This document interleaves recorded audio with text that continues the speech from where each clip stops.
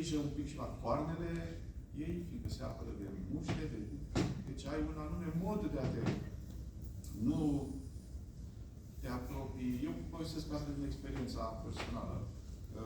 Întotdeauna, și de multe ori l-am mai spus celor care au venit, care veneau de la oraș și păreau că nu înțeleg. Dacă trebuie să interacționezi cu o vacă, totdeauna să ai un băț în lumea. Nu se părea de ce. Un băț cât de mic, simbolic, fiindcă ea știe de... Nu te duci niciodată, așa îmi spune, nu pleci niciodată cu vitele fără o bâtă. Asta era o regulă de când eram copil. Vaca ascultă de tine numai în momentul în care ai în mână. Nu ai în mână nimic,